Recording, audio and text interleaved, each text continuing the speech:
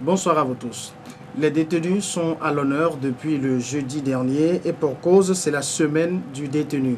Une semaine qui permet à tous les acteurs concernés par la cause des détenus de parler encore une fois de ce que beaucoup savent déjà, les conditions carcérales, les droits des détenus entre autres. Ce nouveau numéro d'un œil sur l'actualité sera entièrement consacré à cette question. Nous en parlons en première partie avec le directeur de l'administration pénitentiaire et de la réinsertion, Akibou Idrissou. Bonsoir, monsieur Idrissou. Bonsoir, c'est Samuel. Nous parlerons avec vous de l'aspect détention et des conditions carcérales. Et en seconde partie, je recevrai un des responsables de l'ONG Village Renaissance pour évoquer l'aspect réinsertion des détenus dans la société. Akibou Idrissou, merci d'avoir accepté notre invitation. C'est moi qui vous remercie. Alors, première question, comment se passe cette semaine des détenus? La 5e édition de la semaine des détenus a bien commencé. La preuve, à l'ouverture, plus d'un était satisfait du déroulement des activités. Et c'est un honneur et un plaisir pour le ministère de la Justice en général et la direction de l'administration pénitentiaire en particulier d'être là sur ce plateau et de s'exprimer par rapport au milieu carcéral. Quelles sont les activités que vous aviez au menu de cette semaine-là? Nous avons prévu un certain nombre d'activités, notamment un festival de football. Nous avons prévu aussi... C'est les détenus qui vont jouer? C'est des équipes de l'extérieur qui vont venir compétir avec l'équipe de la prison. Donc c'est plusieurs équipes qui viennent de l'extérieur et avec celle de la prison. Et je vous rappelle que, pour la petite histoire, depuis que nous avons commencé les éditions de la Semaine des détenus, c'est l'équipe de la prison qui a toujours remporté la victoire. Wow. Oui, ça c'est déjà un acquis. Donc nous avons aussi des concours de couture, hommes-dames, coiffure, hommes-dames. Nous avons des concours de poésie, de lecture de la Bible, du Coran. Nous avons des films éducatifs qui sont prévus. Nous avons des consultations gratuites, médicales, et des consultations juridiques qui sont prévues. Donc, c'est une panoplie d'activités qui sont prévues à cette occasion. Nous allons creuser cela maintenant. Avant d'aller au fond, je vais vous inviter à regarder donc le lancement de cette semaine des détenus. C'était le jeudi dernier. C'est un reportage d'Apolline Abaki. Ils sont privés de liberté, mais ils ont droit à leur dignité. À cet effet, les acteurs de défense et de promotion des droits de l'homme se mobilisent pour le respect des droits des détenus. Une mobilisation qui se traduit dans l'organisation de la semaine du détenu. Une semaine au cours de laquelle les projecteurs seront braqués sur les prisons du Togo avec des suggestions pour améliorer les conditions de détention au Togo. Un exercice auquel se livre l'administration pénitentiaire du Togo et ses partenaires depuis maintenant 5 ans. Nous voulons que les prisons du Togo aient une bonne image. Une bonne image, cela veut dire que nous allons tous œuvrer pour que le quotidien du détenu soit le meilleur. Qu'une personne qui est détenue, qui n'a que le retrait d'aller et de venir, puisse avoir tous les autres droits. Et c'est ensemble, à des occasions pareilles, que nous pourrons échanger pour prévoir ou bien pour entrevoir, disons, une prison du futur, une prison où il y a quand même un mieux-être. Et c'est une occasion pour échanger avec le monde extérieur et que le monde extérieur vienne voir un peu les réalités qui sont le quotidien des détenus. C'est une façon d'échanger pour améliorer les conditions de détention dans notre pays. Journée ou semaine solennelle en milieu carcéral, les autorités du pays sont à la charge. Et prenant conscience des défis à relever, le ministre de la Justice lance les premiers signes et en même temps appelle les détenus à la patience.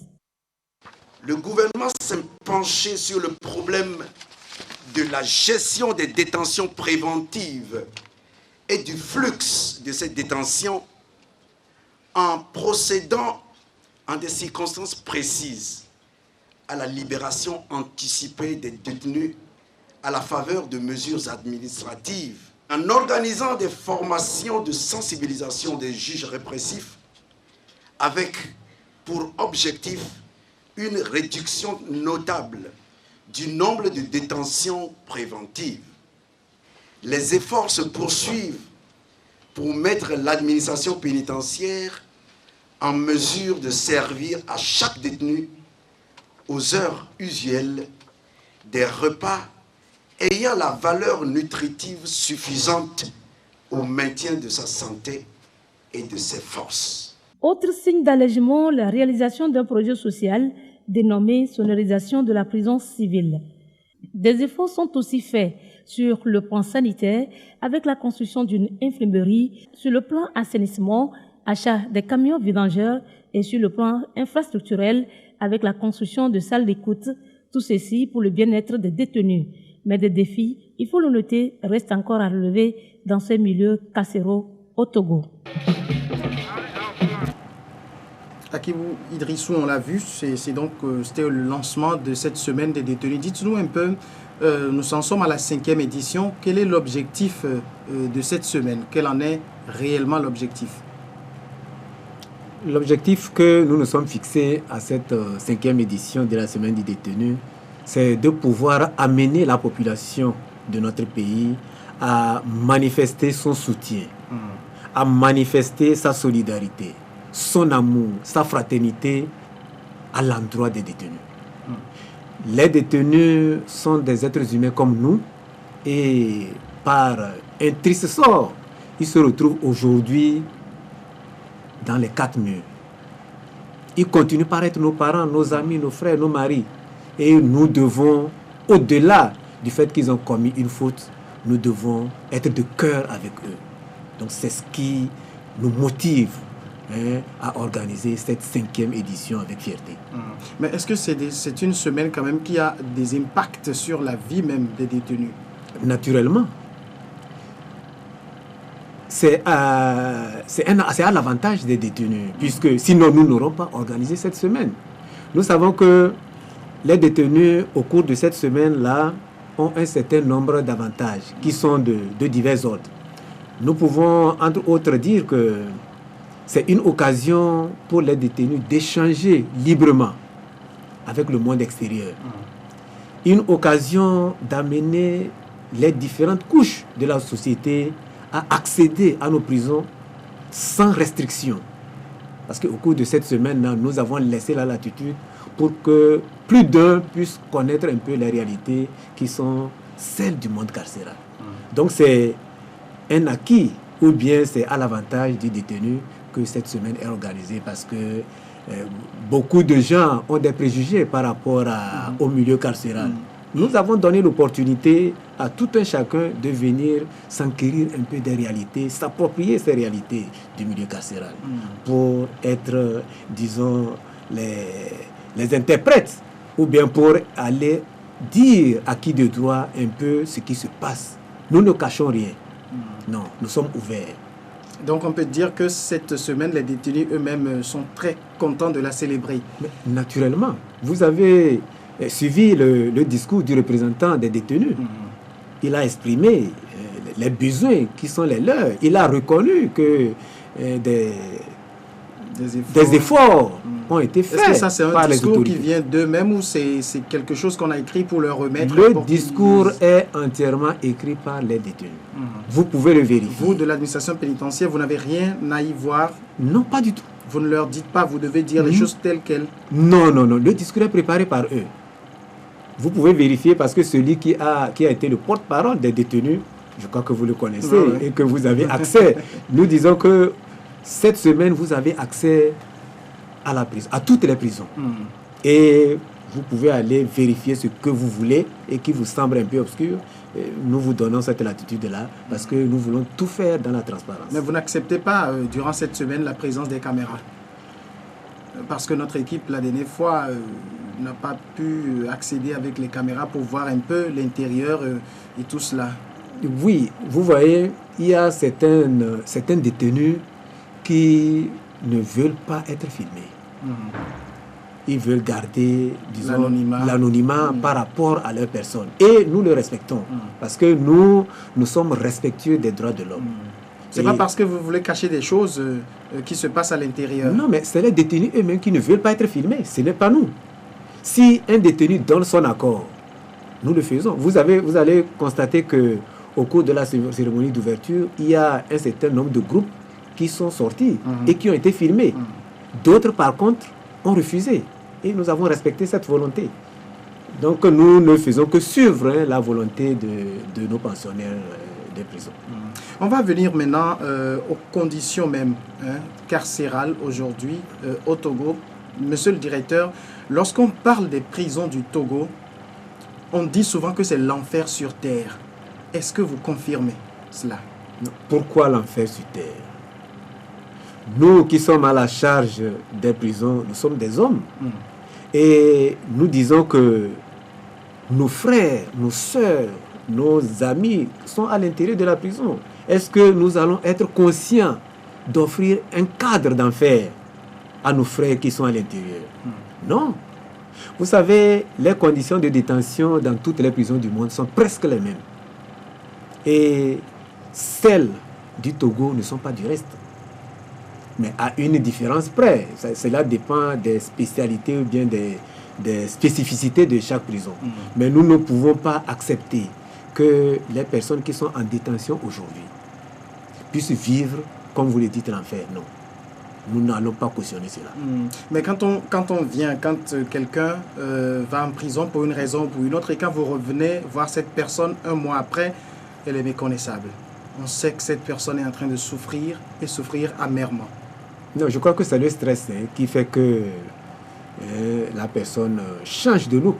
Parce que vous voyez, lorsque vous êtes habitué à vivre dans la liberté, à aller et revenir, vous comprenez que lorsque, à un certain moment de votre vie, vous êtes dans les quatre murs, c'est difficile. Psychologiquement, on ne peut pas accepter cela. Et ça amène à réfléchir, ça amène un peu à revoir un peu sa vie. Et ma foi, vous conviendrez avec moi que dans ces conditions-là, on ne peut pas avoir un état psychologique comme si on était à l'extérieur des prisons. Alors, parlant des conditions de détention, le premier aspect sur lequel je voudrais qu'on commence par parler, et qui est ce qui revient le plus souvent, c'est la surpopulation carcérale. Quel est l'état des lieux aujourd'hui dans nos prisons? Oui, nous ne pouvons pas le nier. Les prisons du Togo sont surpeuplées. Parce que pour une capacité d'accueil de 2760, nous avons aujourd'hui 4200. C'est la preuve que nos prisons sont surpeuplées. Elles sont surpeuplées, ça c'est vrai. Et il n'y a rien qui est fait pour améliorer? Non, mais beaucoup de mesures ont été prises dans ce sens-là. Mais qu'est-ce qui explique cette surpopulation-là? On sait que quand on amène un détenu, il n'y a plus de place, mais on doit l'amener quand même. Oui. Quand on amène une personne, il n'est pas encore un détenu. La surpopulation carcérale s'explique par plusieurs causes. Donc, comme je le disais tantôt, la capacité d'accueil est inférieure par rapport aux nouvelles entrées dans les prisons. Vous voyez, 2760 contre 4200. Ça, c'est une première cause. La deuxième cause, c'est que les détenus cultivent en eux une sorte de récidive. Lorsque les gens viennent à la prison et ils sont libérés, quelques jours après, ils reviennent. Selon des statistiques qui nous ont été communiquées, il paraît que le taux de récidive est dans l'ordre de 60 à 70%. Bon, ce n'est pas trop loin, disons au moins 50%. Ça c'est vrai. Et ça, c'est une deuxième cause, la récidive. La troisième cause, c'est qu'il y a actuellement une montée de criminalité. Vous constatez quand même dans les quartiers, il y a des gens qui volent des motos, qui volent des petites choses. Il y a des braquages. Oui, il y a des braquages qui se font. Cela au quotidien. Et lorsque de ces incidents arrivent, la population ne va pas se taire. Elle est obligée de dénoncer et les forces de sécurité et de l'ordre sont obligées de faire leur travail. Donc on les met aux arrêts, on les défait. Et pour qu'il y ait le calme, pour qu'il y ait la sérénité dans les quartiers, dans la population. Donc c'est ce qui fait que au jour le jour, le nombre de détenus augmente. Et il y a la surpopulation carcérale. Et à ce nombre-là qui augmente, les libérations ne sont pas conséquentes. Non, mais pour que la personne soit libérée, il faut que la procédure ait abouti. Et les efforts quand même sont faits par les juges, parce que nous avons constaté qu'il y a de la célérité maintenant dans le traitement des dossiers. Et le Conseil supérieur de la magistrature a pris conscience de cet état et a augmenté le nombre de cabinets d'instruction, a augmenté le nombre de substituts du procureur et a augmenté même le nombre de juges qui siègent. Ça, c'est déjà un acquis. Et au-delà de cela, il y a des mesures administratives, comme le disait le ministre tantôt dans son discours. Il y a des mesures administratives aussi qui sont prises par rapport aux libérations conditionnelles. Il y a des personnes qui font des demandes de libération conditionnelle. Et que lorsque cette demande-là arrive au niveau du garde des Sceaux, qui les apprécie et libère ceux qui sont libérables. Au-delà de cela, il y a aussi la grâce présidentielle qui se fait. Donc c'est... À compte-gouttes. Oui, mais on ne peut pas libérer tout le monde à la fois. Cela dépend du comportement des personnes qui font cette demande de grâce. Et au-delà de tout ce que j'ai énuméré, il y a aussi des libérations massives qui se font à certaines occasions données, lorsque l'autorité, à une manifestation donnée, peut vouloir libérer des personnes qui sont en fin de peine. Nous l'avons toujours fait, et ceux qui ont inférieur au gars à 6 mois sont partis. Malheureusement, ces personnes, une fois dehors, reviennent toujours. Et c'est là où le bas blesse. Alors, il y a d'autres aspects qui sont pas des moins importants que vous n'avez pas touché. La détention préventive, par exemple. On met une personne en détention préventive et la personne est là 6 mois, 1 an, 2 ans, 5 ans, alors que peut-être même le délit pour lequel la personne est là, peut-être il n'écopera que de 2 ans de prison. C'est des cas épars qui existent, mais bon, des efforts quand même sont faits dans ce sens. C'est pourquoi nous avons pris des dispositions au niveau des prisons pour dire que lorsque un détenu a été déféré, lorsqu'une personne a été déférée et qu'elle n'a pas été entendue pendant 2 semaines, pendant 1 mois, elle peut faire une demande pour que nous puissions voir à quel niveau se trouve son dossier. Et il y en a qui le font et dont les procédures aboutissent. Par contre, il y en a qui ne maîtrisent pas ces procédures-là et qui restent dans leur coin et qui arrivent à faire 6 mois, 1 an, malheureusement. Mais lorsque, au cours de certaines rencontres au niveau de la prison, nous constatons des cas comme ça, nous recensons quand même les noms et nous faisons le nécessaire pour qu'une issue soit trouvée quand même à ce genre de dossier. Au même moment, est-ce que ce n'est pas un peu tout le système judiciaire qui est défaillant? Par exemple, vous avez le voleur de moutons qui est en prison et vous avez le gros criminel qui est en prison. C'est-à-dire, ce que je veux dire, pour un petit bobo, on jette la personne en prison alors qu'il y a des cas, des affaires plus importantes qui nécessitent quand même que les gens aillent en prison. On ne doit pas quand même envoyer tout le monde en prison. Toute personne qui a commis un acte délictuel ou criminel doit aller répondre en prison. Et c'est au cours de son temps de détention que la procédure va être faite. Mais si quelqu'un qui a volé un mouton d'une vieille personne, une personne d'un 3e âge, qui n'a que pour seule richesse ce mouton, vous voulez qu'on libère cette personne-là? Alors que c'est toute la fortune de cette personne, de la victime? Ah non. Ah non. Il faudra que cette personne qui a volé puisse être en mesure de rembourser pour que des mesures de clémence lui soient accordées. Mais si il n'y a pas ça, la personne n'arrive pas à dédommager, on ne peut quand même pas laisser ce délinquant dans la nature. Parce qu'aujourd'hui, c'est le mouton, demain, ce sera un bœuf. Et après-demain, ce serait quoi? Lorsqu'il ne sera pas en mesure de voler ces petites choses, il va venir vous attaquer à la maison. C'est un peu ça, le problème. Et je crois que le code de procédure pénale et le code pénal sont clairs là-dessus.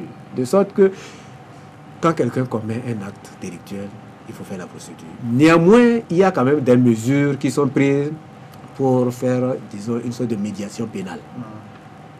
Donc, lorsque les 2 parties se retrouvent au niveau du procureur, ils peuvent s'entendre. S'il y a des dédommagements, bon, la mesure de clémence est prise, et puis ça, la personne qui a commis cet acte-là peut repartir avec l'accord de la victime. Donc aujourd'hui, toutes ces mesures qui sont prises permettent quand même d'une manière ou d'une autre de désengorger les prisons. Oui, bien sûr. Sinon, les prisons seraient plus que ce que nous avons aujourd'hui. D'accord. Autre aspect que les détenus ont évoqué, nous allons suivre un autre élément tout à l'heure, mais autre aspect, c'est surtout les conditions maintenant dans lesquelles ils vivent dans les prisons. Je vais vous inviter à suivre ce deuxième reportage réalisé toujours par Apolline Abaki ce jeudi. Dans les organisations de la société civile qui aussi discrètement, mais très efficacement, œuvrent inlassablement à la promotion du plein exercice des droits fondamentaux de nos frères et sœurs, que le triste sort, à un moment donné, prive de liberté. Privé de liberté, oui, mais pas de droit. Et le thème de la 5e édition de la Semaine des détenus se veut révélateur. Quelle image de nos prisons aujourd'hui? Une question qui mérite d'être posée quand on sait que le milieu carcéral est surpeuplé. Fixant les détenus, l'on aperçoit dans leur regard des expressions qui traduisent la situation peu enviable des détenus à la prison. Et d'ailleurs, ce n'est qu'un secret pour personne, les lieux de détention au Togo sont en nombre surcroît dans les cellules. Ce constat occasionne d'irréparables séquelles historiques. Le comble est la mort fréquente des détenus suite à l'étouffement dans nos cellules et au manque d'hygiène. Des morts provoquées majoritairement par l'incroyable chaleur dans les bâtiments et la nauséabonde odeur latente et permanente. Les maladies sont une transition à ce macabre constat dont nous ne pouvons passer sous silence et qui guette chaque détenu à tout instant. Et pour redonner une nouvelle image aux prisons du Togo, les personnes en conflit avec la loi ont leur petite idée. La réhabilitation de l'unique bâtiment au Kabano, la construction d'un autre bâtiment pour les femmes admises au Kabano et les femmes à terme de grossesse. Ceci pour éviter qu'après l'accouchement, elles reviennent passer la première nuit avec le bébé en prison. La dotation d'une ambulance médicalisée pour évacuer les détenus malades. Reprendre tout le système de l'installation électrique de la prison, devenu vétuste, afin d'éviter les courts-circuits et débuts d'incendie qui ont déjà causé beaucoup de dégâts. Mettre en route une pragmatique procédure judiciaire en accordant les libérations conditionnelles. Pour l'heure, des mesures sont envisagées côté administration avec pour objectif la réduction de 50% du nombre de détenus préventifs d'ici 2018. Je mettrai tout en œuvre pour faire ce travail, pourvu que je les demande. À ce jour, j'ai déjà signé 2 arrêtés de libération. Le gouvernement est résolu à gagner le pari de la réinsertion pour éviter la récidive. Mais il a besoin pour y arriver de l'indispensable et précieuse aide de la société. Dans ce milieu, ils profitent pour réaliser des activités qui permettront leur insertion facile à la société après leur sortie. Et en signe de reconnaissance pour les efforts entrepris, les détenus ont offert à cette occasion des cadeaux à certaines autorités. Voilà, monsieur le directeur, les détenus eux-mêmes ont parlé, vous avez écouté, c'est une situation que vous vivez presque au quotidien, je vais le dire ainsi. Évoquons d'abord, puisque nous parlons tantôt de la surpopulation carcérale, ça amène à cette situation que les cellules, surtout du côté des hommes, sont hyper bondées de monde. Pourquoi? Comme je le disais tantôt, l'espace dont nous disposons est inférieur par rapport au nombre de personnes qui arrivent. Cela va de soi que les bâtiments qui abritent ces détenus-là aient une forte concentration. Et cette forte concentration fait que nous ne pouvons plus respecter le principe de détenus préventifs et de condamnés. Parce que les détenus préventifs sont en surnombre par rapport aux condamnés. Nous sommes obligés de mettre tout le monde, parce qu'il faut trouver une place à chaque détenu. Donc nous sommes obligés de mettre tout le monde dans la même cour. Ça nous fait mal, mais nous ne pouvons rien par rapport au nombre très important de détenus que nous avons dans nos prisons. Mais quand on voit les conditions dans lesquelles, par exemple, des êtres humains, parce que c'est des êtres humains, vous l'avez dit en introduction, c'est des pères, c'est des mères, c'est des frères, c'est des amis, c'est des êtres humains qui dorment moins bien que des sardines. Oui, c'est une triste réalité, mais des efforts sont faits dans ce sens-là. Je vous dis que les autorités, depuis un certain nombre d'années, sont en train de prendre des dispositions pour, comme l'a dit d'ailleurs le ministre, faire en sorte que nous puissions arriver, diminuer l'effectif des détenus à 50%. C'est d'ailleurs la cause pour laquelle il y a les dispositions administratives qui sont prises. Je vous disais que lors des grands événements, il y a au moins 500 personnes, 700 personnes qui sont libérées avant la fin de leur peine. Donc ça, déjà, c'est des efforts à saluer. Mais si nous pouvons arrêter le flux d'entrée par rapport à la sortie, je crois que si cela était équilibré, je crois que nous aurions moins de détenus qui vont constituer la surpopulation dans nos prisons. Oui, on le dit et c'est très facile de le dire, mais moi je reviens toujours à la situation d'amont. Quand la police ou la gendarmerie va prendre un individu, il y a des affaires qui peuvent se régler à la gendarmerie, qui peuvent se régler à la police, mais on défère ces gens-là. Oui, ces gens-là sont déférés, effectivement, parce que les officiers de police judiciaire ne sont que des lieux où on obtient des renseignements. Les affaires sont traitées à la justice. Donc, lorsque ces affaires-là sont arrivées à la justice, il appartient au procureur et à ses substituts de voir un peu quelles sont les personnes qui peuvent être libérées à leur niveau, quelles sont les personnes qu'il faut envoyer à l'instruction parce que les dossiers sont complexes et quelles sont les affaires pour lesquelles il faut envoyer des gens à jugement. Donc le parquet a l'opportunité des poursuites. Et je vous dis que des efforts sont faits là-bas pour essayer d'éliminer un certain nombre de dossiers, c'est-à-dire de libérer un certain nombre de personnes. Sinon, nous aurons plus que les effectifs que nous avons actuellement. Parce que ça vient en grand nombre tous les jours au niveau du parquet. À la présidence de Lomé, vous estimez les entrées journalières à combien par exemple? Bon, ça dépend des jours. Bon, il peut y avoir 20, il peut y avoir 30. Lorsque dans certaines situations, il y a plusieurs personnes qui ont commis et que c'est des groupes qu'il faut amener, on peut aller au-delà de ce nombre-là. C'est quand même parce grand. Que la prison de Lomé, disons, reçoit les détenus des juridictions de Dagne, de Palimé, d'Agou et d'Avé. C'est-à-dire de Kévé. Il y a pas de plus Lomé. Il n'y a pas de prison là-bas ou... Non, nous n'avons pas de prison dans ces différentes... Justement, j'allais venir à cela. Pourquoi on ne construit pas de nouvelles prisons? Oui, c'est pourquoi une prison modèle est en train d'être construite à Palimé. Et bientôt, par la grâce de Dieu, à la fin de cette année, c'est sûr que toutes les dispositions vont être prises pour que cette prison-là soit opérationnelle.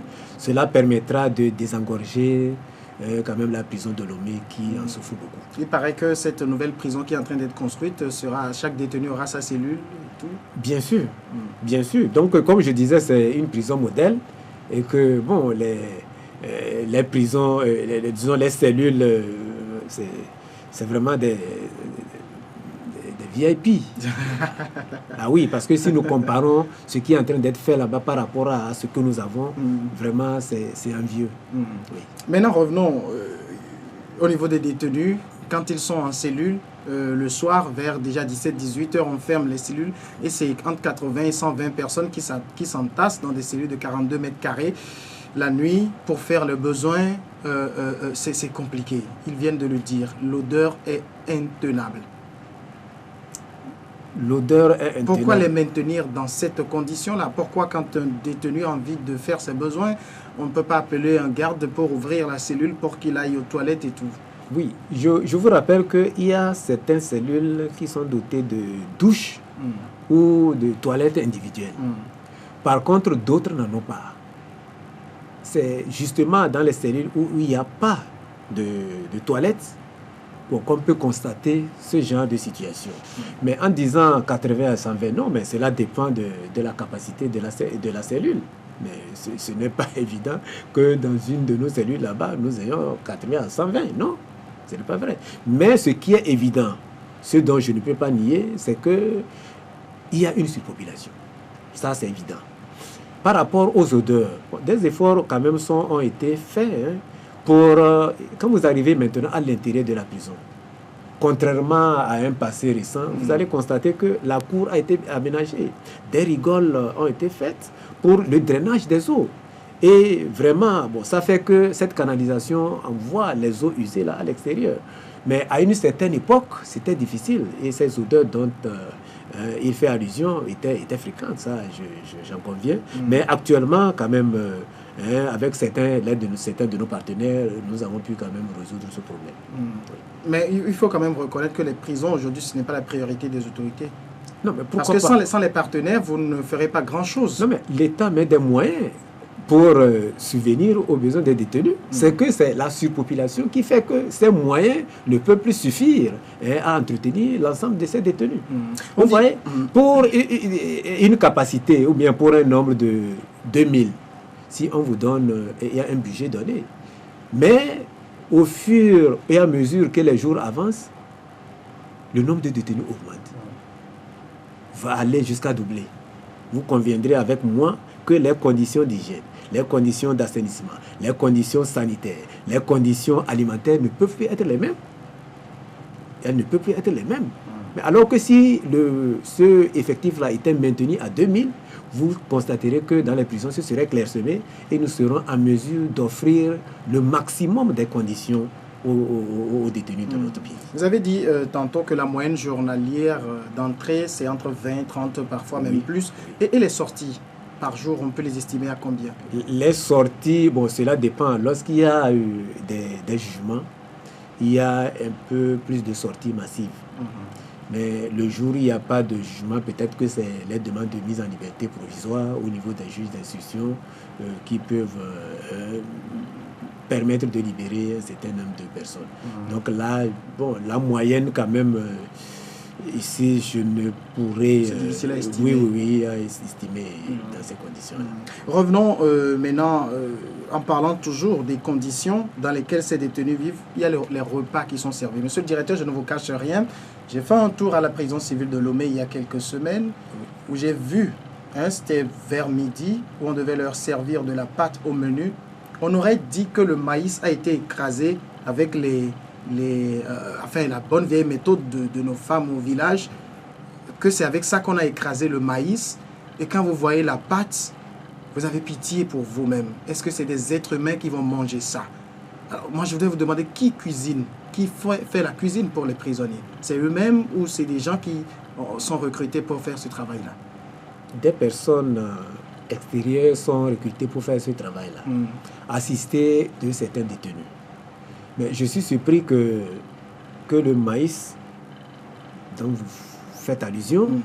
J'ai vu parce qu'à une certaine époque, je pouvais comprendre, mais de nos jours, je crois que des instructions ont été données quand même par rapport à ça. Puisque je vous disais tantôt que nous sommes conscients de ce que les personnes qui sont à l'intérieur sont des êtres humains comme nous. Et nous ne pouvons pas accepter que les repas qui sont servis ne soient pas entourés d'un certain nombre de conditions. Et j'ai personnellement donné des instructions à ce que cette farine-là soit la meilleure possible. Parce que nous avons des moulins à l'intérieur de la prison. Nous n'allons pas ailleurs pour le faire. C'est les détenus eux-mêmes qui le font. C'est pourquoi je suis surpris que, comme ils disent qu'il y a quelques semaines, que la farine de la pâte là n'a pas été bien moulue. Je suis surpris. Ça veut dire que maintenant, ça s'est amélioré. Ah, les bien conditions sûr. alimentaires. Non, ça, les détenus eux-mêmes sont conscients de ce que je vous dis, vous pouvez le vérifier. Je ne le dis pas en cachette parce que je sais que l'émission que nous sommes en train de faire va être suivie par les milliers de personnes. Oui, par les milliers de personnes. Et en l'occurrence, ceux qui sont concernés, c'est-à-dire les détenus. Et ils vont vous dire, si vous faites une enquête auprès d'eux, que les conditions ont été améliorées par rapport à l'alimentation. Parce que à une certaine époque, on parlait, je ne sais pas si vous avez entendu parler de sauce miroir, mais aujourd'hui, lorsque nous faisons des repas, ces repas-là ne suffisent même pas. C'est-à-dire que les détenus ont envie qu'on ajoute encore. Alors qu'à une certaine époque, peut-être très lointaine, mais ils n'en voulaient même pas de cette pâte-là. Lorsque nous offrons le haricot, ils en veulent encore. Mais non, mais je vous rassure que hier, moi-même, j'en ai mangé à la cuisine. J'ai essayé pour voir qu'est-ce que ça donne. La qualité du haricot était la meilleure. Parce que des instructions ont été données, parce que nous sommes fermes là-dessus, que nous ne pouvons plus accepter qu'on nous apporte des denrées de dernière qualité. Le gari, le haricot, le petit poisson, tout ce qui concourt à l'alimentation des détenus doit être traité avec beaucoup d'égards. Et tout fournisseur qui nous apporte ce genre de denrées, nous refusons. Nous sommes clairs là-dessus. De sorte que l'alimentation maintenant quand même est acceptable. Je vous le dis à cœur ouvert, ou bien avec mon âme et conscience. Évoquons maintenant les soins de santé. On nous a rapporté, puisque vous êtes là, il faut qu'on vérifie aussi les informations, qu'il n'y a qu'un seul médecin qui est là pour les 4000 et quelques prisonniers détenus qui sont en prison. Il n'y a pas qu'un seul médecin pour les 4000, mais il y a un seul médecin pour la prison de Lomé. Lomé a 2000, un effectif de 2000. Au-delà du médecin, il y a un infirmier et une assistante médicale et une aide-soignante qui sont là. De sorte qu'au cours de la journée, les personnes qui se sentent un peu, qui sont malades, sont consultées par les médecins. Et il y a des cas avérés sont envoyés au cabanon.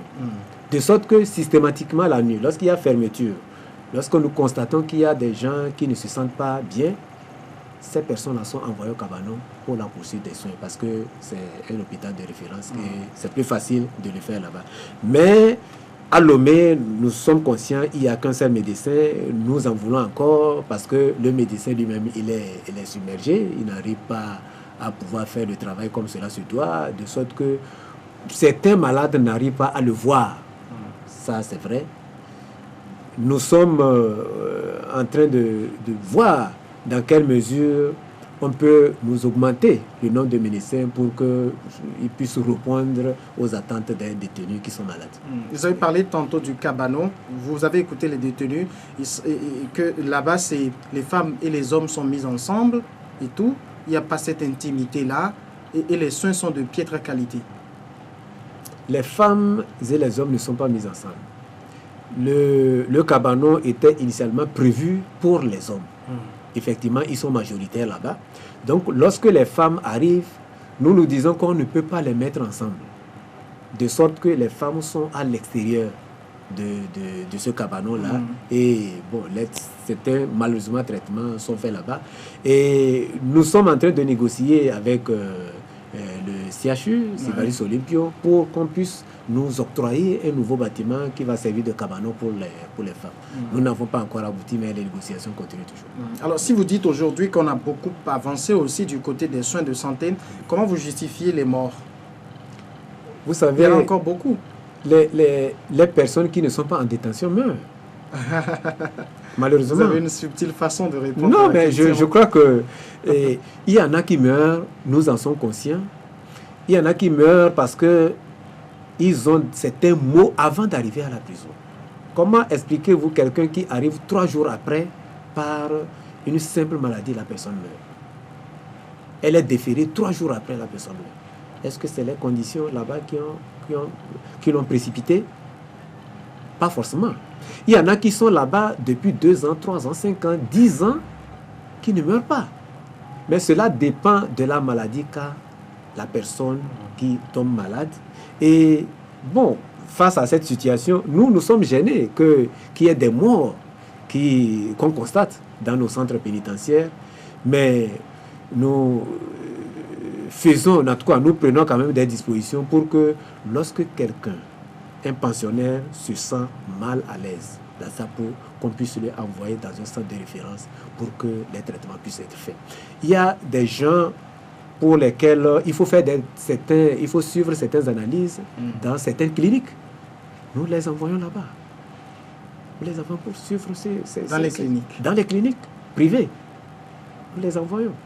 Donc notre intention, ce n'est pas qu'il y ait de morts dans les prisons, mais ce sont des circonstances qui amènent à pouvoir malheureusement constater des morts dans nos prisons.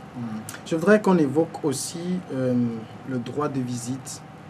Quand des gens ont leur famille, ont leurs parents en détention, quand ils viennent, il y a d'abord le ticket qu'il faut acheter à 200 francs. Maintenant, quand vous franchissez la première grille, vous devez donner 200 francs à quelqu'un. Et après, il y a celui qui doit appeler, qu'on appelle le crieur, qui doit prendre également de l'argent. Ensuite, quand vous allez au parloir pour discuter avec la personne, vous avez un militaire qui fait la ronde, qui vient chaque 2 minutes pour dire c'est fini, vous devez lui glisser 100 francs ou 200. Mais on dirait qu'on fait tout pour que les familles n'aillent pas voir leurs parents qui est en détention. Notre intention, c'est que aussi bien le visiteur que la personne qui est détenue... Je vous le dis parce que j'en suis une preuve. Non. Je suis allé visiter quelqu'un en prison il y a seulement quelques semaines. Oui. Oui. Et j'ai subi ça. Non, c'est ce que je vous dis. Oui. Notre intention, c'est que aussi bien le visiteur que la personne détenue soit à l'aise. Tout le règlement là-bas, c'est que lorsque vous arrivez à la prison, vous puissiez avoir un ticket d'entrée. En principe, après ce ticket, vous n'avez plus le devoir de payer un quelconque montant pour accéder à la personne que vous voulez visiter. Et je vais vous dire ceci, que lorsque vous allez constater, dorénavant, qu'à un quelconque niveau, on perçoit de l'argent, ou bien on vous réclame de l'argent, je crois que vous avez la possibilité de vous référer à nous pour que nous prenions des dispositions. Parce que nous sommes en train de lutter contre cela. On ne doit pas prendre l'argent avant qu'on ne visite quelqu'un en détention. Mais tous les autres, nous, journalistes, d'accord, ça passe, mais tous les autres, la pauvre dame qui vient voir son fils, la pauvre dame qui vient voir son mari, et tout ça, eux, ils ne peuvent pas vous saisir. Ils sont obligés de déférer à ce qu'on leur demande pour pouvoir avoir accès à leurs parents. Nous avons des collaborateurs qui sont à la prison. Il y a le régisseur qui est là. Le régisseur est là, c'est notre répondant à la prison. S'il constate à un niveau, parce que c'est une sorte d'appel que l'on est en train de lancer, pour que dorénavant, si quelqu'un arrive au niveau de la prison et on lui réclame quoi que ce soit, la personne peut même se manifester, ou bien elle peut manifester pour que nous puissions constater qu'effectivement la personne est en train d'être raquettée. Et là, comme ça va attirer notre attention et nous allons agir. Sinon, nous n'avons pas dans notre règlement un quelconque paiement à des niveaux donnés pour que la personne visiteuse puisse se rendre à son parent qui est en détention. Non. Mais vous ne niez pas que ça existe. Nous avons appris que ce genre de situation existe. Malheureusement, lorsque nous arrivons au niveau de la prison, tout se passe comme sur des roulettes. Nous observons. Lorsque je vais là-bas personnellement, je me mets à l'écart. On vous connaît. Oui, mais justement, je me mets à l'écart pour essayer d'observer les collaborateurs, pour voir un peu si ce que j'ai appris est pratique. Mais malheureusement, lorsque je suis là, je ne constate pas. Mais par après, on me dit, peut-être après mon départ, ou bien le départ de certains de mes collaborateurs, me dit que cette situation a continué. C'est d'ailleurs justement pour limiter ce genre de situation que nous avons prévu le projet social de cette année. La sonorisation de la prison civile de Lomé.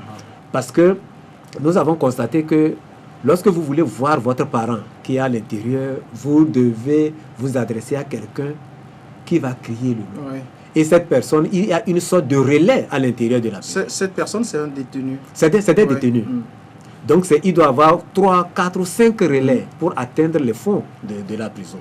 Et nous nous sommes dit que non, il faut limiter un peu cette tracasserie-là pour que lorsque nous allons installer, ou bien nous allons mettre en place ce système de sonorisation, même la nuit, lorsque quelqu'un va se sentir mal à l'aise, quelqu'un sent des malaises, il y a un bouton que la personne va appuyer et au niveau de la sécurité, on saura que dans tel bâtiment, il y a un problème et les agents vont courir vers ce bâtiment-là afin que les diligences soient faites. Parce qu'actuellement, il faut frapper à la porte pour que les agents puissent savoir qu'il y a un problème dans un bâtiment.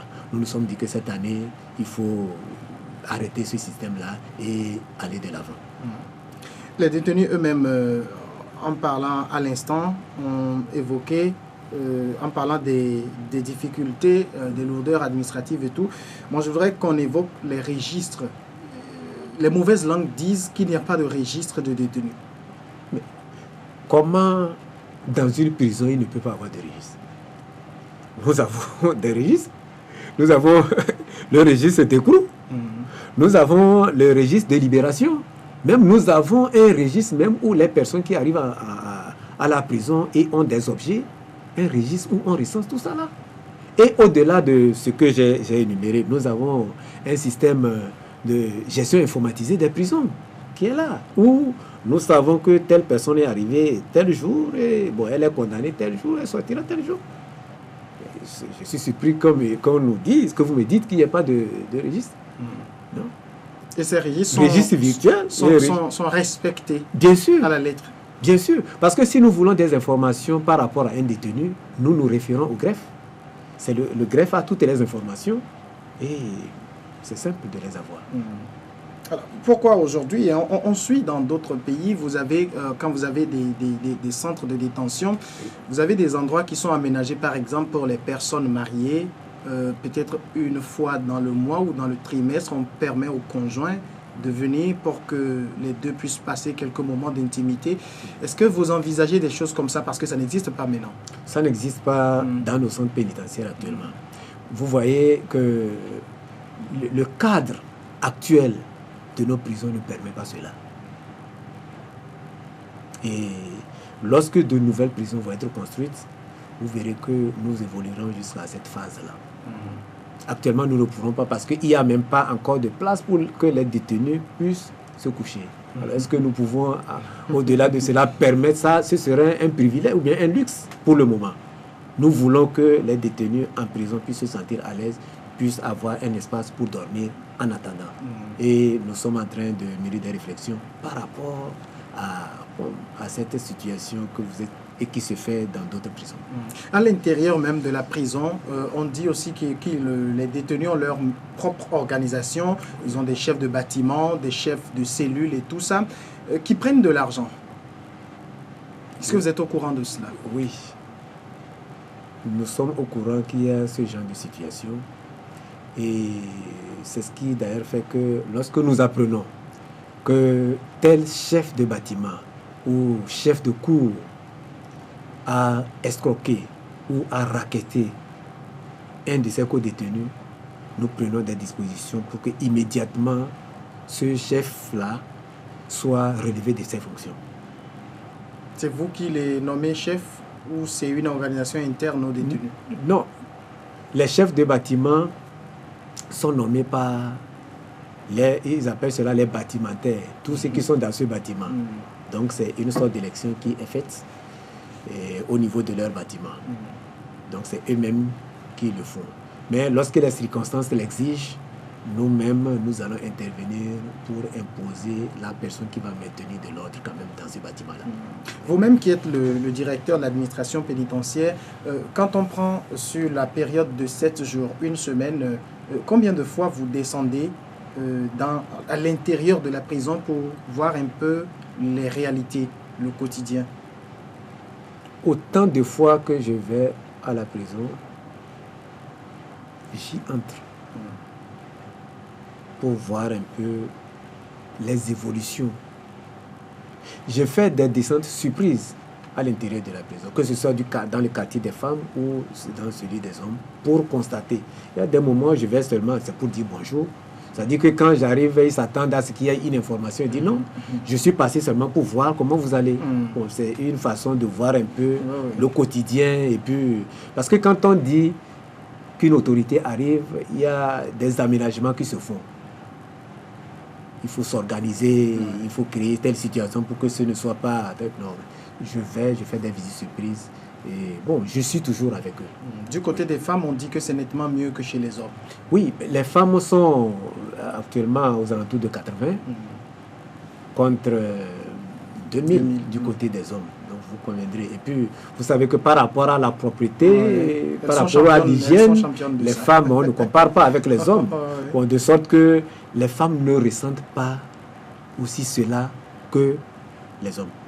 Mais la difficulté chez elles, c'est surtout au moment où il y a des femmes qui viennent enceintes, qui accouchent même, et on dit que le même jour, on les renvoie avec leur bébé en cellule.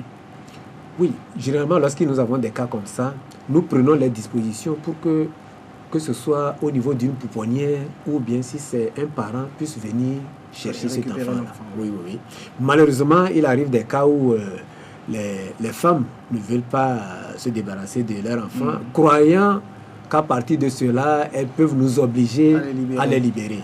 Alors que les infractions qui les ont conduites à la prison sont des infractions très graves. Mais nous arrivons quand même à le faire. Le slogan que vous dites le plus souvent, c'est priver de liberté, mais pas de dignité. Oui. Est-ce qu'au regard de tout ce qu'on vient de dire, ce slogan n'est qu'un vain mot ou c'est une réalité? Non, mais je crois qu'au-delà du droit d'aller, de venir, tous les autres droits sont acquis. Nous veillons à ce que l'alimentation soit assurée. Même si nous aurons souhaité que ce soit 2 repas. Nous veillons à ce que tout détenu malade puisse avoir les premiers soins. Nous veillons à ce que leur cadre de vie soit quand même le meilleur. Alors, je crois que nous ne cherchons pas mieux que ça. Et ce faisant, nous disons que nous faisons quand même ce que nous pouvons par rapport à la disponibilité pour que les prisons soient vivables. Oui. Vous êtes le directeur de l'administration pénitentiaire, donc vous êtes le patron de toutes les prisons du Togo.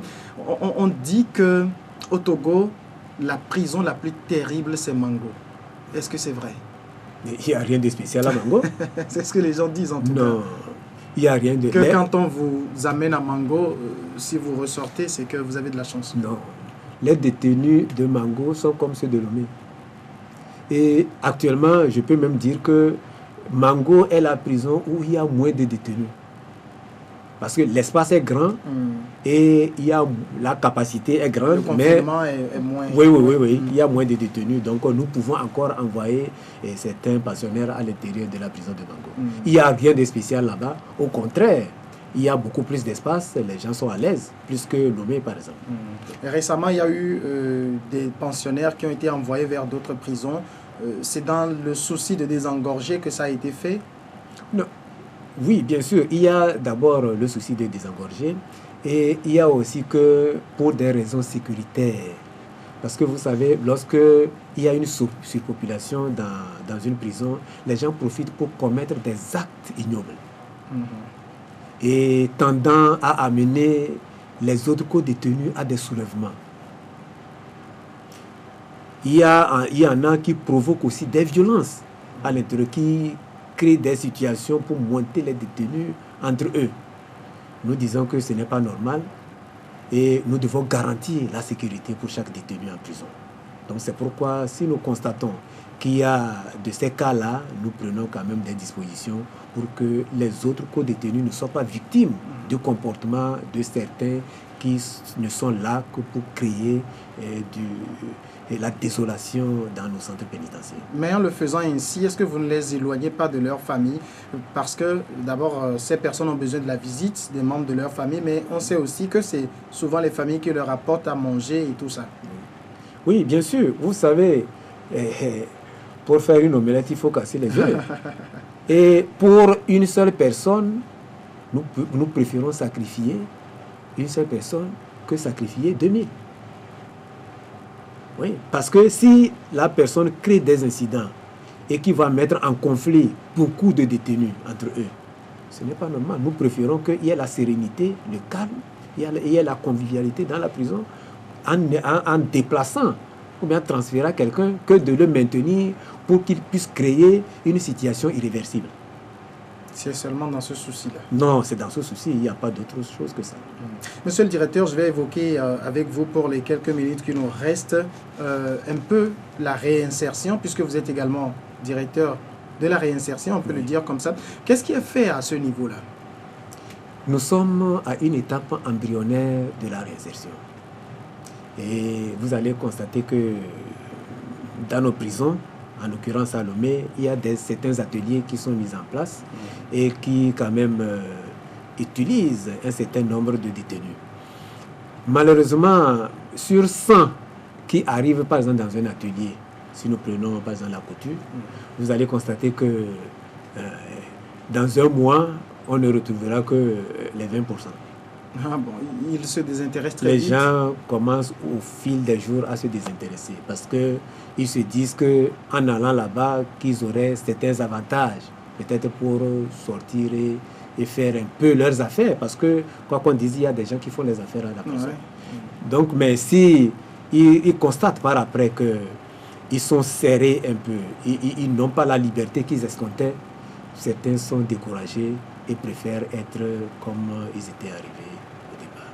Donc, ce qui fait qu'au départ, les gens s'engagent, mais à la fin, c'est un petit nombre qui arrive à persévérer. Mais il y a quand même des gens qui persévèrent. Il y en a beaucoup. Il y en a qui persévèrent. La preuve, vous allez constater que les tenues qui ont été portées au cours de la cérémonie d'ouverture ont été confectionnées à l'intérieur de la prison. Les bijoux qui étaient portés, c'était par eux. Donc il y a beaucoup de talents qui sont actuellement à l'intérieur des prisons. Et c'est d'ailleurs, nous voulons mettre en exergue ces talents-là, et c'est ça aussi qui nous motive à davantage organiser la semaine du détenu. Pourquoi vous n'organisez pas une foire d'exposition des œuvres des détenus? Nous l'avons prévu. Et nous voulons rassembler un peu, en un nombre important, tout ce que les détenus font sur l'ensemble du territoire, dans toutes les prisons. Et nous pourrons exposer, parce que nous sommes déjà en train de voir où est-ce qu'il faut le faire. Est-ce que c'est à la prison de Lomé? Est-ce que c'est en ville, quelque part, qu'il faut construire pour exposer cela? Nous sommes en train de mener des réflexions par rapport à cela. Pour que la population puisse voir quand même que, au-delà du fait qu'on crie que ce sont des voyous, des bandits dans les prisons, il y a beaucoup de talents qui y sont cachés. S'il y a ce programme de réinsertion, c'est surtout la vie post-carcérale, parce qu'il faut qu'une fois que ces personnes ont recouvré la liberté, qu'elles puissent bien s'insérer dans la société. Mais on l'a dit tantôt, les récidives sont très nombreuses. Ça veut dire que la réinsertion, ça ne réussit pas vraiment. Non. La réinsertion, comme je vous disais, c'est à l'étape embryonnaire. Il y en a qui s'y intéressent, d'autres non. Mais quand les gens reviennent, quand ils commettent la récidive, il y a aussi le fait que la population elle-même n'accepte pas la personne qui est allée en prison. Donc on crée une sorte de stigmatisation, une sorte de phobie, qui fait que certains qui sont faibles de cœur sont obligés de commettre encore un forfait et repartir à la prison. Parce qu'ils se disent que là, quand même, ils ont une dignité, ils ont une autorité. Parce que, comme nous disons tantôt, à l'intérieur de la prison, il y a une sorte d'hiérarchie au niveau des détenus. Quelqu'un qui est là-bas, qui est un capitaine et qui sort, qui constitue la risée de la population, la personne préfère être à la prison. Donc c'est ce qui fait que nous avons la récidive. Et si les gens déjà en détention arrivent à apprendre un métier, je crois que au sortir, cette personne va s'adonner à son travail et comme ça, la personne elle est devenue responsable et elle ne pourra plus commettre d'autres faits pour revenir encore à la prison. Au-delà de cet aspect d'apprendre un métier, vous avez quand même des activités ludiques que les détenus font? Parce qu'il y a des jeux, le sport et tout ça. Oui. Bon, le c'est sport, vrai, l'espace ne s'y prête pas beaucoup. L'espace ne s'y prête pas pour tous les sports, mais quand même, cela se fait. La preuve, je disais que même ce matin, il y a eu un festival de football qui a été fait. Et nous aurons la finale bientôt, vous allez voir. Donc, bon, le cadre n'est pas aussi ce que nous voulons, mais de petites choses quand même se font par rapport au sport. Oui, pour les personnes qui veulent un peu marcher, c'est possible. Monsieur le directeur, nous sommes à la fin de cette première partie. Un dernier mot. Le dernier mot que je peux dire, c'est que j'invite la population à aller voir un peu le quotidien des détenus au Togo. Parce que cette semaine-là, elle se passe dans toutes les prisons du Togo. Que quelqu'un soit à Dapaon, à Kanté, à Neho ou à Lomé, allez visiter et vous allez constater qu'il y a de bonnes choses qui sortent aussi de la prison. Et comme ça, vous encouragez les personnes qui sont détenues aujourd'hui à prendre conscience de leur état. Parce qu'aujourd'hui, c'est eux qui sont en détention. Demain, on ne sait qui le sera. Parce que c'est par un triste sort qu'ils sont là-bas aujourd'hui. Demain, à qui le tour? C'est un peu comme l'hôpital, où on ne dit pas qu'on ne veut pas aller, mais on y va quand même. Donc c'est une semaine quand même pour que nous puissions donner le réconfort, notre soutien aux personnes qui sont en détention, afin qu'elles puissent prendre conscience, ces personnes-là, qu'il y a la vie après la prison. Akibou Irissou, vous êtes le directeur général de l'administration pénitentiaire et de la réinsertion. Merci d'être passé dans cette première partie d'émission. C'est moi qui vous remercie. C'est fini pour cette première partie. Je vous retrouve tout de suite après pour la seconde partie. On va évoquer la réinsertion proprement dite.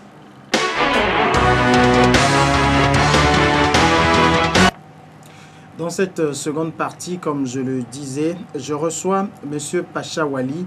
Vous êtes consultant en projet à l'ONG Village Renaissance. L'ONG Village Renaissance est une ONG située à Yaoukopé, à 16 km de Sokodé. Bonsoir. Bonsoir, M. Samuel. Merci d'avoir accepté notre invitation. Je vous en prie. J'ai devant moi un document qui retrace un peu ce qu'est l'ONG. C'est un centre de réinsertion sociale et professionnelle, un centre d'accueil pour ex-détenus et un centre de santé. Présentez-nous un peu cette ONG-là, Village Renaissance. Je vous remercie d'abord pour l'invitation. L'ONG Village Renaissance est une structure créée depuis 1990 par un révérend père catholique. Il est de la Société des missions africaines au nom de Père Charles Quenet. Il est parti depuis 2008 et il nous a laissé une œuvre très grandiose. Il faut dire que le Village Renaissance est essentiellement créé pour la réinsertion socio-professionnelle des ex-détenus au Togo. C'est une grande structure de 16 hectares environ, et unique en Afrique de l'Ouest, si je pourrais le dire, comme initiative privée. Et c'est la seule centre d'ailleurs au Togo qui réinsère les ex-détenus. Et il fut le père, je vous parle du père Charles Quenet, il est aumônier des prisons du Togo et il fut interpellé lors d'une prière écuménique à la prison civile de Sokodé par un détenu condamné à mort, qui lui dit: Père, au moins, si vous ne pouvez rien faire pour nous qui sommes en prison, faites quelque chose pour nos frères qui sortent, pour qu'ils ne reviennent plus. Cette sentence a eu raison sur le père qui a fait de ce projet une œuvre de vie. Voilà à peu près ce qu'on peut dire de l'ONG Village. Donc aujourd'hui, vous avez 25 ans derrière vous déjà dans la réinsertion. Bien sûr que nous avons 25 ans derrière nous et il faut dire que beaucoup de choses se sont passées dans le silence parce que, étant une structure créée par un prêtre, pour lui, il le dit toujours, ce que la main droite donne, la main gauche ne doit pas savoir. Nous sommes à la base de la fermeture de la prison de Kasaboua et on a beaucoup été actifs dans cette fermeture. On a beaucoup de bilans derrière nous, mais nous avons choisi, avec la nouvelle équipe, de publier nos chiffres, de mettre la communication au service de la structure. Alors, vous l'avez dit, vous avez choisi de publier vos chiffres. Avant d'aller dans vos bilans, dans le détail de ce que vous faites, je l'ai dit, c'est situé à 16 km de Sokodé. Pourquoi vous l'avez mis si loin? Et il faut dire que le père a été détaché à la prison civile de Sokodé. Il a travaillé au nord. Et cela l'a poussé, le premier emplacement devait être vers Kadambara, sur la route de Tchamba. Et là-bas, la population, pour ne pas dire la communauté, n'a pas compris cette idée. Et ça fait qu'on l'a donné, octroyé les terres. Après, il a commencé par installer les choses. On a déterré des choses et on a fondu les choses en l'air. Et ça l'a poussé, toujours étant, comme il tient son projet, à venir chercher d'autres terres. C'est ce qu'il a amené dans le village de Yaoukopé, à 16 km au sud de Sokodé, où le chef et la communauté ont compris vite l'idée et l'ont offert le domaine, plus de 16 hectares. Donc c'est un centre spécialisé dans la réinsertion, on peut le dire comme ça. C'est un centre spécialisé dans la réinsertion des ex-détenus.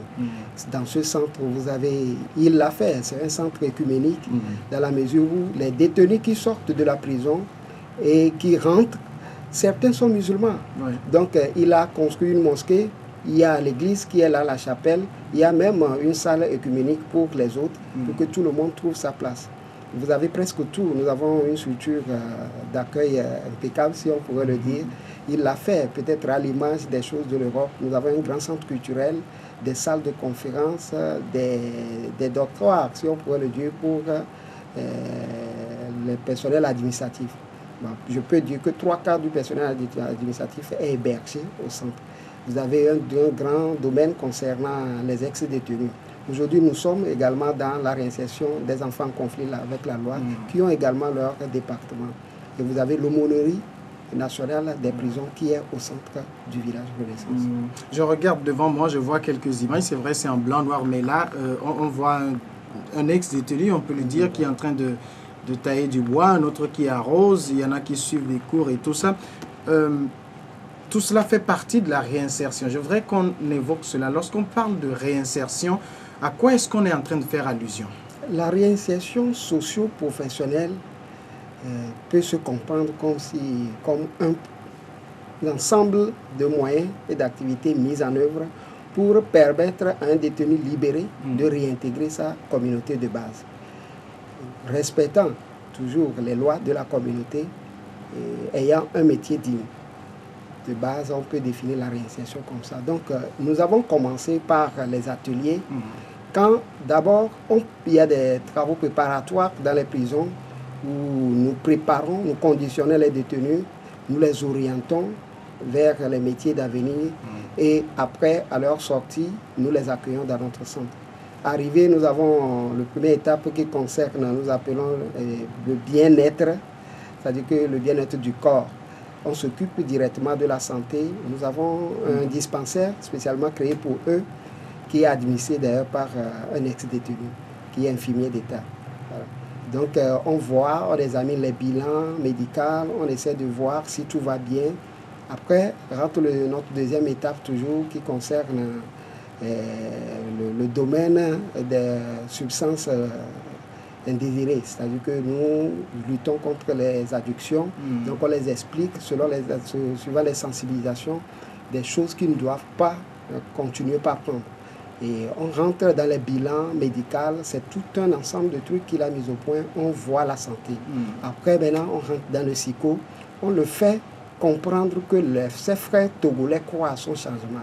Ce regard l'intéresse et cela le pousse à s'immiscer rapidement dans nos activités. Donc nous avons plusieurs ateliers de réinsertion professionnelle qui concernent, il y a les ateliers de menuiserie, d'électricité, bâtiment, de plomberie, presque tout, voilà, qui sont là. Mais on ne le met pas directement dedans. Nous essayons de l'habituer au centre et puis nous tombons dans d'autres phases qui constituent des programmes pour nous. Bref, il doit faire 6 mois. En sortant de la prison, il doit faire 6 mois avant de commencer par l'orienter dans les activités professionnelles. C'est-à-dire que pour qu'il apprenne un métier au centre.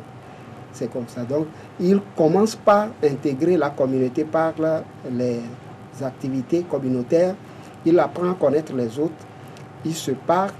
D'ailleurs, nous avons une phase qui lui permet, nous, les nommons des tuteurs, qui sont des personnels du centre, qui lui facilitent la tâche de se confier. Cela lui met en confiance et quand il a des problèmes un peu personnels, il s'approche à lui. Donc chaque renaissant en arrivant à un tuteur. Ce processus lui permet facilement d'intégrer la communauté interne. Et, nous commençons, le centre n'est pas fermé pour lui permettre d'introduire ce qu'il a appris au centre dehors. Donc c'est en ce sens que nous félicitons vivement monsieur Nyama Peu, qui est le chef du village de Yaokope, qui a compris. Le village est ouvert à eux. Bien sûr, des fois il y a des stigmatisations, mais l'individu s'introduit dans la communauté, il essaie de s'assimiler. On ne voit pas cet écart, nous l'observons. On voit ses gestes, ses allers-retours, il constitue des amis dans le village. Cela lui permet facilement de commencer par apprendre maintenant la phase sociale. Nous le préparons à rentrer dans la société. Je rappelle qu'avant de venir à cette émission, vous étiez à la prison civile de Lomé pour une conférence pour présenter le centre. Ça m'amène à vous demander si c'est vous qui allez au contact des gens qui sont en détention pour les amener au centre, ou c'est eux, systématiquement, dès qu'ils sortent, se dirigent vers vous? Oui, il faut dire que tout un système, pour ne pas dire toute une équipe. Nous avons des gens qui agissent dans la prison, qui nous préparent, qui conditionnent les gens.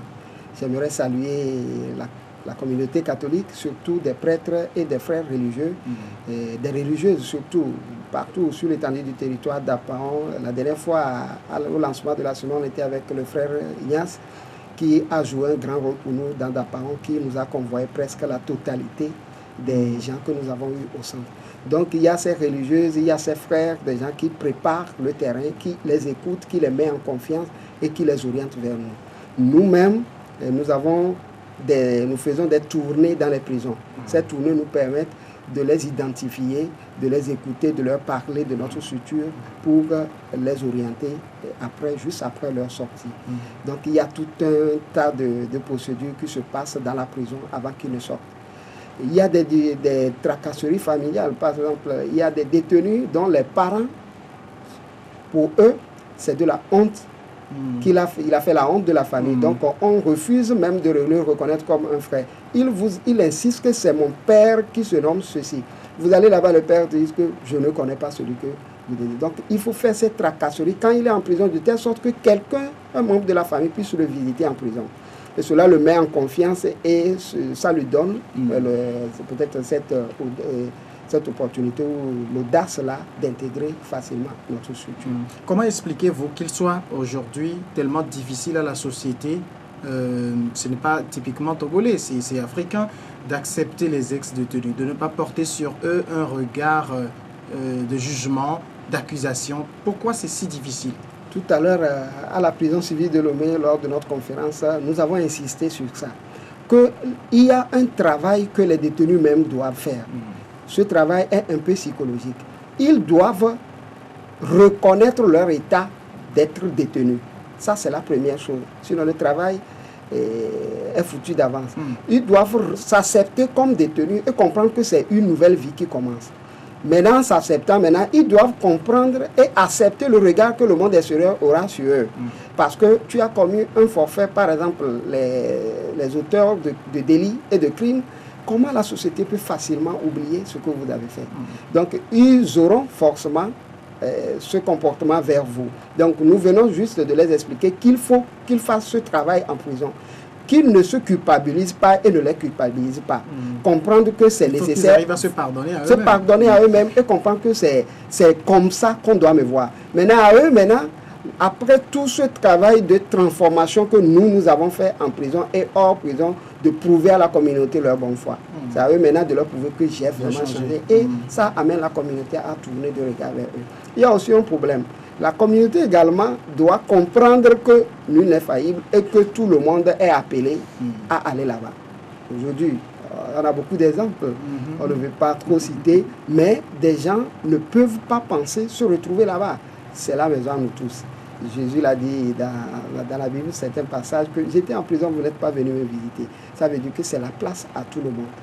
Il faut que la société, pour ne pas dire la communauté, essaie de tourner un nouveau regard vers le concept de prison et des détenus.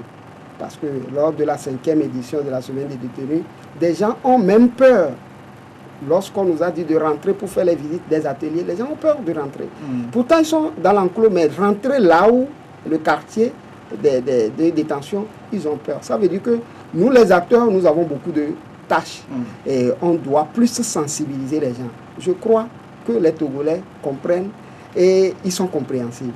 Nous, les acteurs, si on fait plus de sensibilisation, ils comprendront. Pour moi, les détenus sont comme des Sidéens. Comment nous sommes arrivés à comprendre l'état des Sidéens et à les accepter? C'est la même chose qu'on doit faire vis-à-vis de nos frères détenus. Ne pas les culpabiliser, mais comprendre que c'est comme une maladie et qui doit se guérir à petits coups.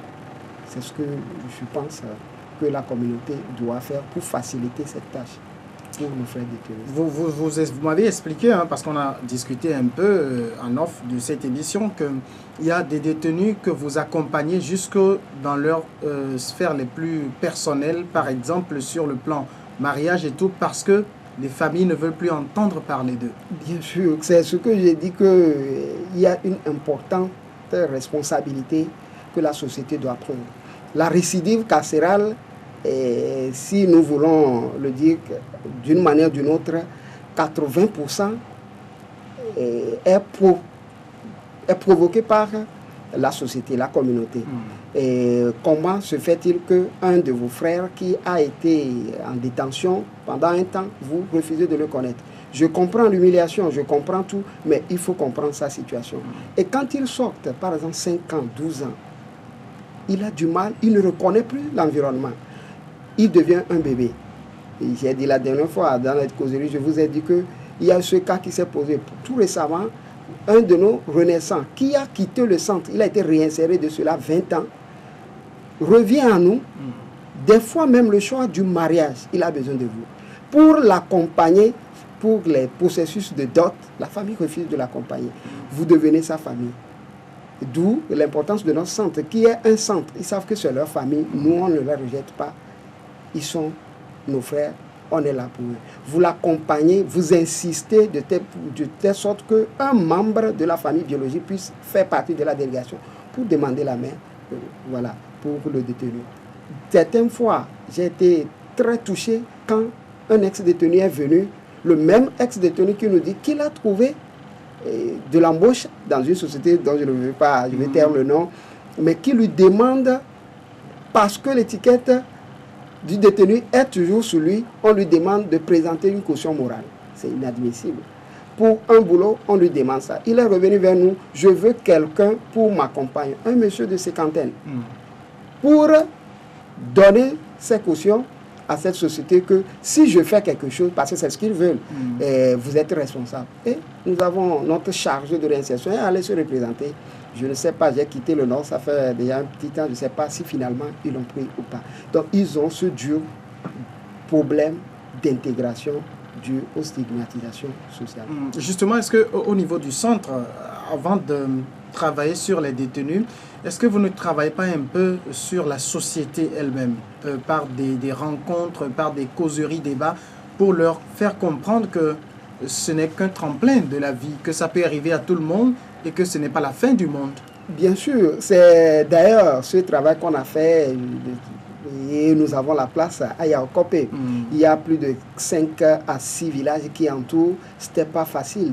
Nous avons un centre, une unité périphérique, une unité de soins périphériques qui servent à peu près, les gens quittent Blita, surtout Bois pour là. Et ça n'a pas été facile pour que les gens commencent pas à utiliser le centre. Quand ils veulent rentrer, il y a ça. Donc on a dû batailler, secouer ciel et terre pour qu'ils puissent comprendre que c'est naturel. Vous les sensibilisez, des ateliers, des forums, nous les organisons dans des villages. On a impliqué beaucoup les CVD qui nous ont beaucoup aidés. Le terrain est encore très vaste. Certains comprennent, certains il faut du temps, et nous, les moyens nous manquent et pour pouvoir continuer vraiment à conscientiser nos frères de la communauté. Justement, vous évoquez les moyens. Quels sont les moyens qui vous permettent de faire tout cela? Et il faut dire que le village, comme le père le dit, a vécu ou a survécu par miracle, si je pourrais le dire, parce que au décès du père en 2008, c'est lui qui savait les manies pour peut-être collecter les fonds à l'extérieur pour le village. Nous n'avons pas de gage de fonds, si on pourrait le dire. Mais il a beaucoup travaillé et il a même, il s'est fait des amis qui aujourd'hui nous reconnaissent. Vous voulez parler des amis du village, il y a beaucoup qu'il a essayé de les mettre à notre disposition. Prisonniers sans frontières, Amour sans frontières, délégation catholique, la DCC, je voulais parler de l'ambassade de France surtout, qui nous a beaucoup soutenus, et l'État togolais en première position pour la terre et aussi pour de nombreux actes. C'était dans le temps, quand le père vivait. Aujourd'hui, le village est rentré dans les oubliettes et nous grignotons. Peut-être que demain, vous allez entendre que le village est fermé. Ah bon, ça risque d'arriver? Oui, si nous avons fait tout dernièrement une planification stratégique pour 5 ans et j'ai vu que le village est en train de chavirer si rien n'est fait, parce que c'est énorme. Non seulement l'entretien de ces 16 hectares, de tout ce que je vous ai dit, ça c'est énorme. Et il faut voir le coût. Nous recevons presque pour les prévisions du père 20 détenus par semestre. Ça fait 40 détenus par an. Et cela, nourrir ces détenus, c'est du travail. Vous les nourrissez, ils sont vêtus et tous leurs problèmes quotidiens, la santé, tout est à votre charge. Et cela m'inquiète beaucoup pour l'avenir. Est-ce que vous ne faites pas des prospections pour chercher des bailleurs de fonds? Parce que ça, c'est des causes quand même qui intéressent les gens. Des gens ont des millions dont ils ne savent pas quoi faire. Ils peuvent mettre là-bas. Nous remercions toujours l'État togolais, surtout pour l'administration pénitentiaire qui est en train de faire un sacré travail pour rassembler les acteurs pour qu'on se complète. Dans la mesure où des gens qui interviennent à l'intérieur des prisons, lorsqu'il y a des projets qui doivent s'exécuter à l'extérieur, le centre est là. Nous sommes en train de redynamiser les partenaires du village. Il faut dire que le père a des contacts souvent religieux et la majorité sont déjà partis, sont décédés et autres. Et la dernière fois, j'ai vu l'agenda, c'est presque fini.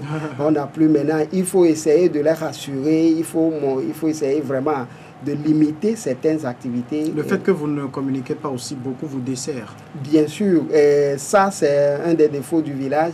Depuis un temps, nous sommes rentrés dans une nouvelle dynamique qui nous permet de remblayer ce vide, qui nous permet de publier nos chiffres, d'essayer d'approcher les gens et qui peuvent peut-être comprendre.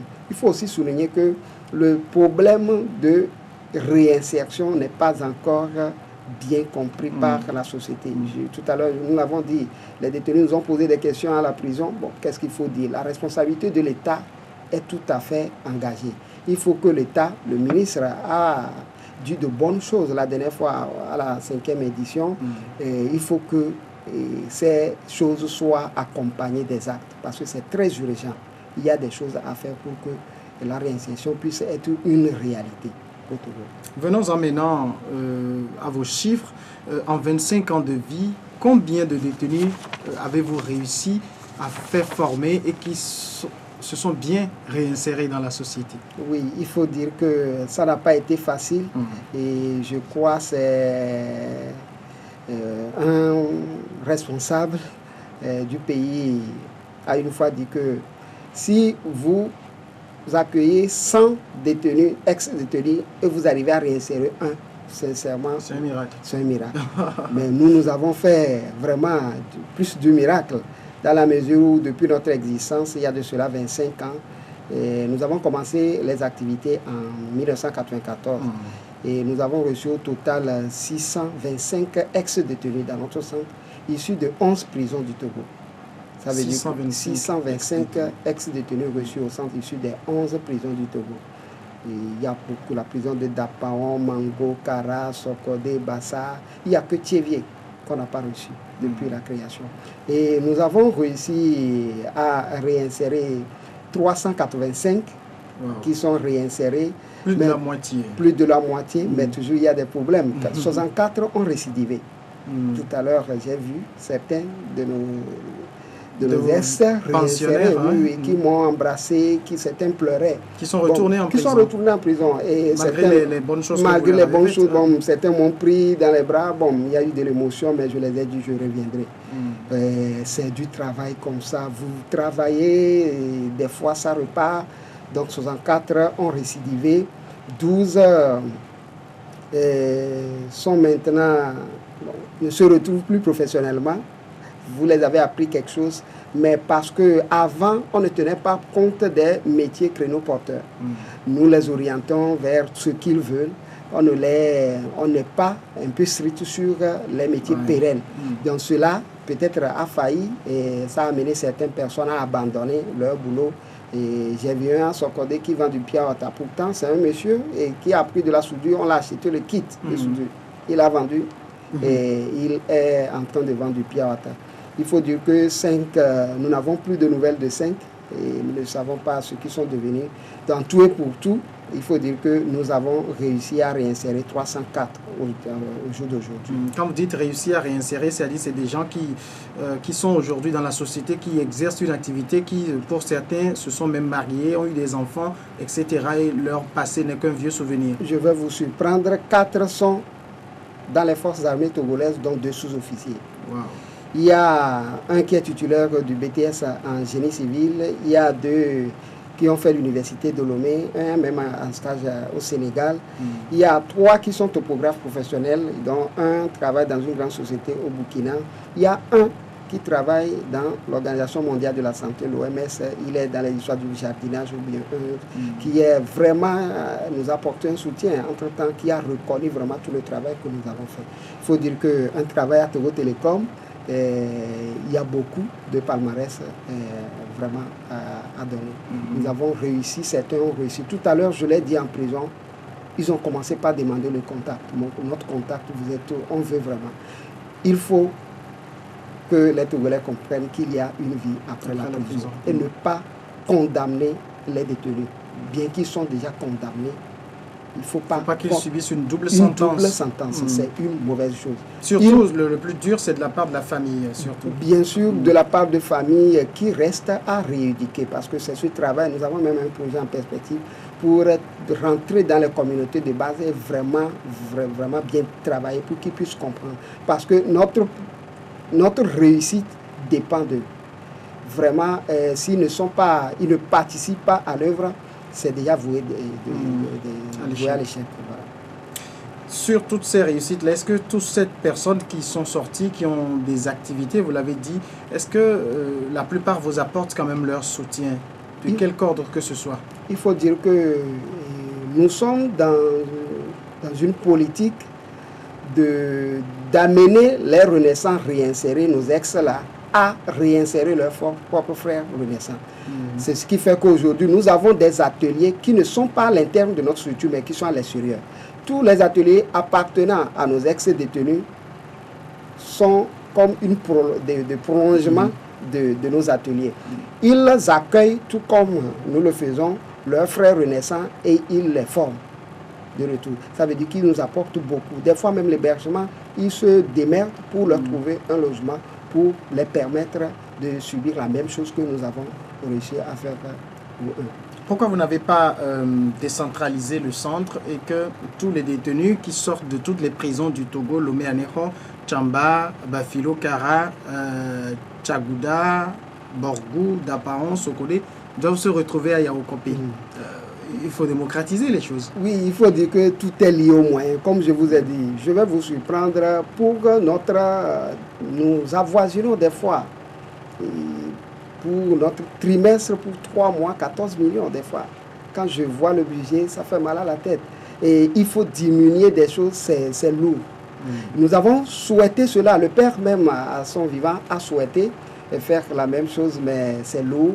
Et maintenant, à nous, comme nous le disons, je pense que nous arriverons à la phase où il faut demander vraiment des accompagnements. Il nous faut vraiment de l'aide pour qu'on puisse décentraliser les choses. Ce n'est pas facile. Ils vont sortir de l'eau, mais ils sont très intéressés. Tout à l'heure, à la prison, j'ai été surpris. Ils veulent vraiment changer. Il faut que leurs frères togolais croient vraiment à leur changement et qu'ils nous apportent les aides. Alors, qui est susceptible de vous aider? Tout le monde peut nous aider. Surtout que personne ne peut parler au jour d'aujourd'hui avec assurance que la prison, lui, ce n'est pas son affaire. Il ira un jour où, par grâce, je ne sais pas, tout le monde peut nous aider. Et je réitère l'appel à nos partenaires qui nous ont oubliés, et peut-être par l'effacement du père, de se rappeler du village Renaissance qui existe, qui travaille vraiment dans un domaine purement humanitaire.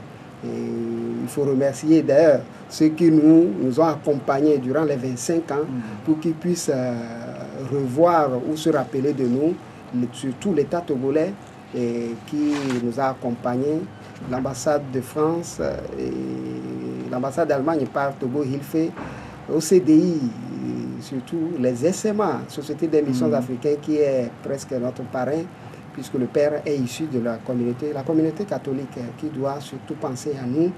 Et nous sommes orphelins qui doivent penser vraiment au village Renaissance.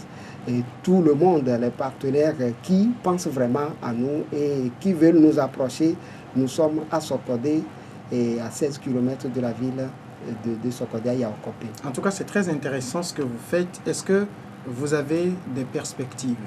Oui, nous sommes très ambitieux. et dans la mesure où nous sommes la seule structure qui réinsère vraiment socio-professionnellement au Togo.